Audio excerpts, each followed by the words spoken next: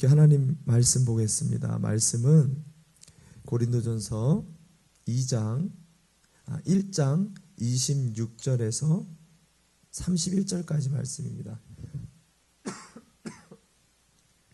고린도전서 2장 26절에서 31절까지 제가 보는 신약성경 264페이지입니다.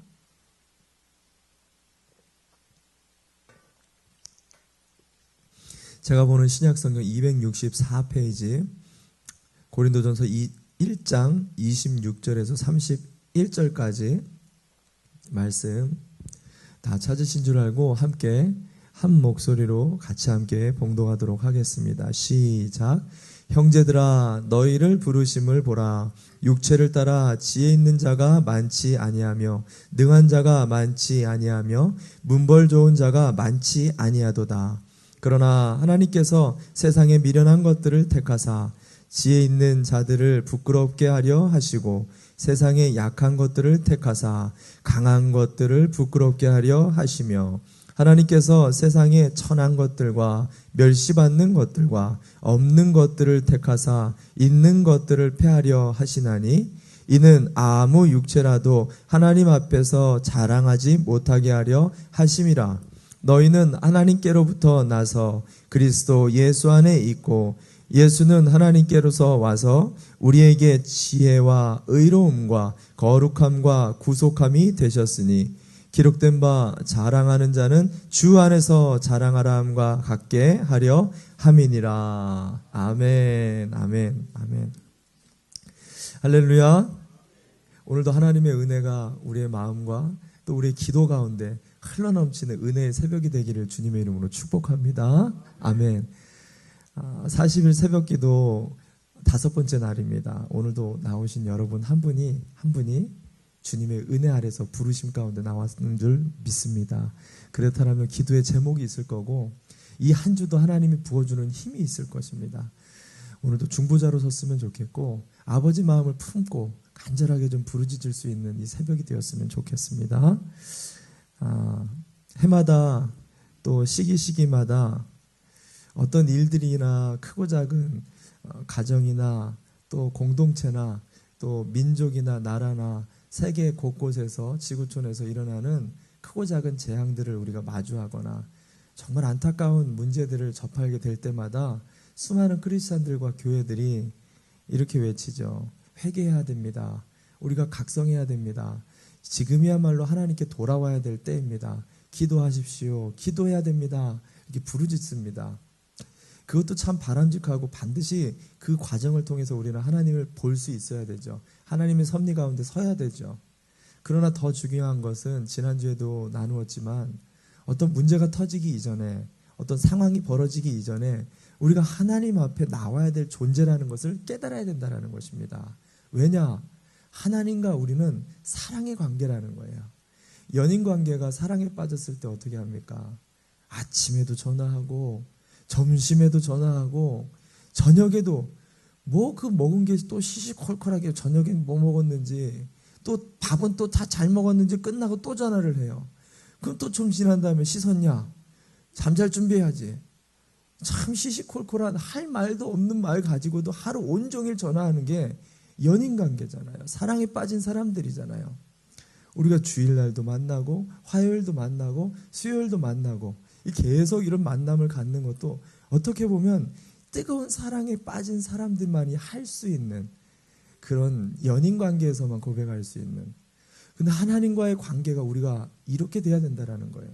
어떤 문제가 터져야지만이 찾아가는 관계, 어떤 사건이 터져야만이 주님 앞에 정말 하나님 내가 그동안 보고 싶었습니다. 이게 아니라 어떤 일이든 어떤 상황이든 시시콜콜한 문제 하나까지도 나눌 수 있는 친밀한 관계가 하나님과 우리의 관계라고 성경은 이야기합니다. 우리가 새벽마다 하나님과 이런 뜨거운 사랑으로 부르짖기를 바랍니다. 아멘. 오늘은 5번째 날로 고린도전서 1장 26절에서 31절까지 이 겸손이라는 제목을 가지고 여러분과 함께 하나님 말씀 전하도록 하겠습니다. 고린도전서 1장은 지난주 우리가 여러분과 함께 나눴던 것처럼 이 문제 많은 고린도 교회에 글레네라는 그 여인의 집에서 바울에게 편지가 왔죠. 어떤 편지였냐? 교회에 분쟁이 터졌다라는 거예요. 문제가 터졌다라는 거예요. 그것도 심각한 리더십들이 파가 나눠져 가지고 서로 분쟁이 일어났다라는 편지였습니다. 파가 무슨 파였죠? 네 파죠. 쪽파가 아니라 네 파로 이렇게 나눠졌죠. 바울파, 아볼로파, 게바, 베드로파, 그리스도파, 이 원로 목사파, 담임 목사파, 그다음 교단파, 그리고 나는 요쪽도 저쪽도 아닌 그리스도파. 참 어느 교회나 있는 파라고 했어요. 이 파를 해결할 수 있는, 이 분쟁을 해결할 수 있는 시리즈를 여러분과 함께 지금 오늘 세 번째로 좀 보고 있는데, 최종적으로 바울이 우리가 지난주에 얘기했었던 것은 십자가를 지게 될 때 분쟁이 해결된다라고 이야기했죠. 십자가를 지면 어떻게 이 분쟁이 해결된다 그랬죠? 십자가는 사형틀이라 그랬어요. 십자가는 장식품이 아니에요. 십자가는 그리스도를 상징하는 사인이 아니에요. 십자가는 죽음의 틀인 거죠. 십자가를 졌다라는 것은 내가 죽기로 작정했다는 거예요. 손발을 다 꽁꽁 묶어서 형틀에 묶어서 못을 박았다라는 증거죠. 그랬다라면 우리가 어떤 것에 반응할 수 있는 존재가 아니라는 거예요. 죽었다라는 거죠. 상대에 대해서, 상황에 대해서 우리의 권리와 우리의 권한을 다 내려놨다라는 거예요. 그렇게 될 때 분쟁이 해결되고 교회가 회복되고 남편과 아내의 관계가 회복되고 모든 이웃들과의 관계가 회복이 될 수 있다라고 여러분과 함께 지난주에 나눴습니다. 오늘은 세 번째로 분쟁 해결 결론입니다. 바울은 겸손에 대해서 이어져서 이야기를 하고 있습니다. 이 겸손. 겸손이라는 것은 사전에서 나보다 타인을 좋게, 좀 높게, 좀 낮게 여길 때 그것을 겸손이다라고 이야기를 하죠. 교회에 다니시는 분들은 이 겸손을 너무 잘합니다. 너무 오랫동안 훈련을 했기 때문에 어딜 가도 겸손함이 흘러나오고, 오늘따라서 겸손하신 분들만 나오셨는데 우리는 겸손이 몸에 배어 있어요. 그래서 누구를 만나도 항상 공손하고 예의 바르고 겸손합니다. 근데 이게 간혹 한 번씩 나도 모르게 자식 자랑을 할 때가 있어요. 나도 모르게 내 자랑을 하고 있을 때가 있어요. 또 나도 모르게 우리 집 자랑을 하고 있고 남편 자랑을 하고 있고 우리 가게를 자랑하고 우리 교회를 교회 자랑하는 건 괜찮죠. 이런 여러 가지 자랑을 하다 보면 집에 와서 뭐예요? 내가 왜 그랬을까? 이놈의 입이 방정이라고. 내가 왜 그랬을까? 이렇게 후회하곤 합니다. 우리가 자랑을 하거나 우리가 그렇게 나도 모르게 겸손을 잃어버릴 때가 언제냐면 나보다 남을 못하게 여길 때, 나보다 남을 낮게 부족하게 여겨졌을 때 나도 모르게 나를 남보다 높이려고 하는 마음이 우리 가운데서 나도 모르게 튀어나오게 되는 거예요. 분쟁이 일어나는 이유도 여기에 있다라고 지금 바울이 이야기를 하는 것입니다. 분쟁이라는 것은 나보다 남의 의견들을 깔아뭉개는 거예요. 내 의견이 최고라는 거예요. 내가 제일이라는 거예요. 내 목소리가 맞다라는 거예요. 이것을 관철시키기 위해서 사람을 끌어모으는 거예요. 쑥떡 해가지고 이 사람을 내 편으로 만들어가지고 뭘 나눠요? 파를 나누는 거예요. 그래서 아볼로파가 나눠지고 바울파가 나눠지고, 분쟁이라는 것은 그냥 소그룹이 지어졌다라는 게 아니잖아요. 이 그룹과 그룹들이 서로 싸운다라는 거예요. 뭘 가지고? 자신들의 의견을 가지고 싸우는 게 분쟁이다라는 거죠. 이걸 위해서 고린도 교회 사람들한테 오늘 그 클리닉으로 겸손하라라고 얘기를 하면서 오늘 이렇게 이야기합니다. 26절 말씀이에요. 26절 제가 읽어드립니다. 형제들아, 너희를 부르심을 보라. 육체를 따라서 지혜 있는 자가 많지 아니하고 능한 자가 많지 아니하며 문벌 좋은 자가 많지 않다. 네 자신을 봐라.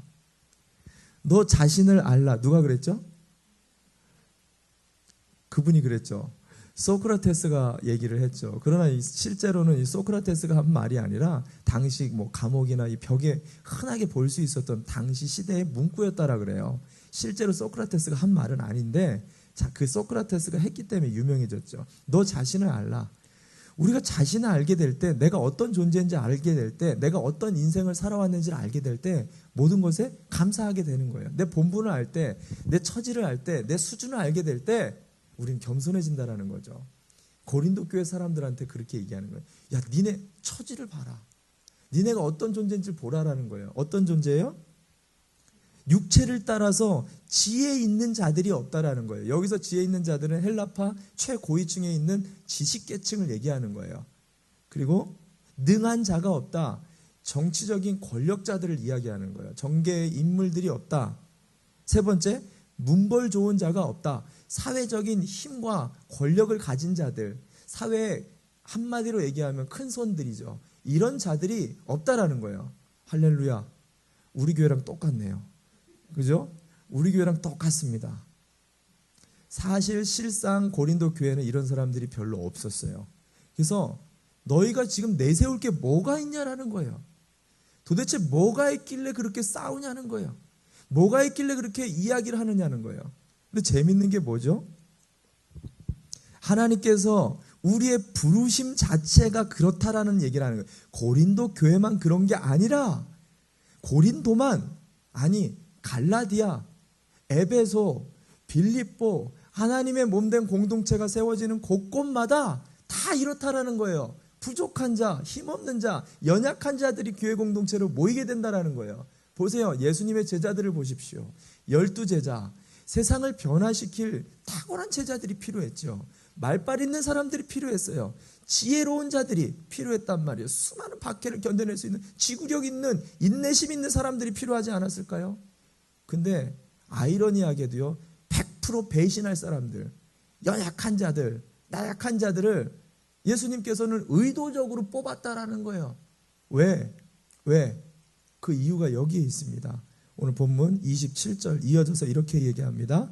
27절, 그러나 하나님께서 세상에 미련한 것들을 택하사 지혜 있는 자들을 부끄럽게 하려 하시고 세상에 약한 것들을 택하사 강한 것들을 부끄럽게 하려 하시며 28절 이어서 읽습니다. 하나님께서 세상에 천한 것들과 멸시받는 것들과 없는 것들을 택하사 있는 것들을 패하려 하시나니.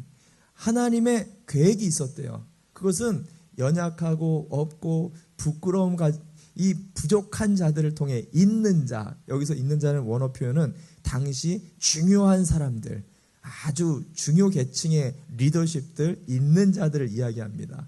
그런 자들을 부끄럽게 하려고 일부러 이렇게 연약한 자들을 뽑았다라는 거예요. 선택했다라는 거예요. 실제로 이게 예수 그리스도의 십자가에서 일어났다라고 이야기했죠. 지난주에 어떻게 일어났다 그랬죠? 당시 예수를 십자가에 못 박은 자들이 누구였어요? 최고위층의 서기관들이었어요. 율법 학자들이었어요. 하나님의 말씀을 가장 많이 아는 사람이 그 메시아, 그토록 기다렸던 메시아를 십자가에 못 박아 버렸죠.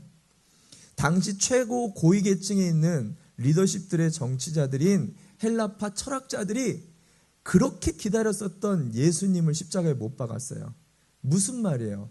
하나님의 아들, 그렇게 내가 바라던 메시아를 갖다가 자기들 손으로 십자가에 쳐서 죽였다라는 거죠. 이처럼 미련한 일이 어딨냐라는 거예요. 이처럼 어리석은 일이 어딨냐는 거예요. 더 웃긴 게 뭐였죠? 더 웃긴 건 자기들 손으로 죽이고도 몰랐어요. 그걸 누가 가르쳐줬어요? 누가 가르쳐줘요? 갈릴리 최하위 계층에 있는 사람들이 갑자기 튀어나와서 뭐라 그래요? 우리가 예수, 하나님의 아들 메시아를 죽였다. 누가 가르쳐줬어요? 최하위 계층의 할렘에 있는 못 배운 사람들이 나와가지고 그걸 가르쳐줬단 말이에요. 부끄럽게 만들어버렸어요. 세상의 고위 계층 사람들을 그 최하위 계층을 통해서 하나님이 부끄럽게 만들어버렸다라는 거예요. 그러면 그 갈릴리 사람들은 뭔가 탁월함이, 깨달음이, 스스로 뭔가가 깨우쳐져서 그런 말을 했어요?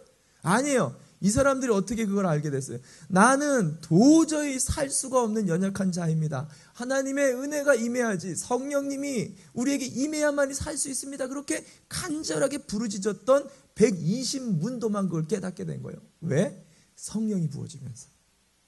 결론은 무슨 말이에요? 모든 육체 가운데 하나님의 구속과 구원을 깨달을 수 있는 육체가 없다라는 거예요. 전적으로 이 모든 것은 뭐예요? 하나님 은혜라는 거예요. 100% 우리의 공로가 아무것도 없다라는 거예요. 하나님은 이 완전한 프로젝트를 위해서 오늘도 부족한 자들을 부르신다라는 거예요. 얼마나 위로가 되는지 몰라요. 여기 서 있는 저, 그리고 여기에 오늘 이 새벽에도 부르신 여러분 한 분 한 분이 부족한 자예요. 연약한 자예요. 우리가 새벽기도 맨들, 우리가 새벽기도를 할 수 있어서 그렇게 생각하고 아마 나올 수 있습니다. 저도 그래요. 아니에요. 하나님이 깨워주시지 않으면요, 정말 어떠한 영적 싸움이 가장 강한 시간대가 이 시간이잖아요. 하나님이 불러주셔야 나올 수 있는 거예요. 모든 것이 하나님의 은혜라고 생각할 때 우리 안에 뭐가 흘러요?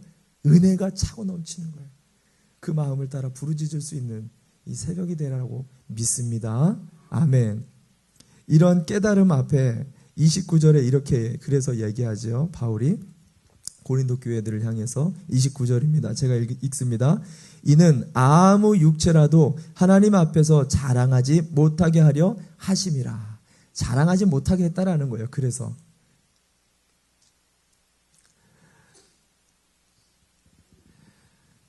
우리가 하나님 앞에 설 때마다 사람 앞에 서서 이야기를 하면 나보다 좀 못한 사람을 만날 수도 있어요.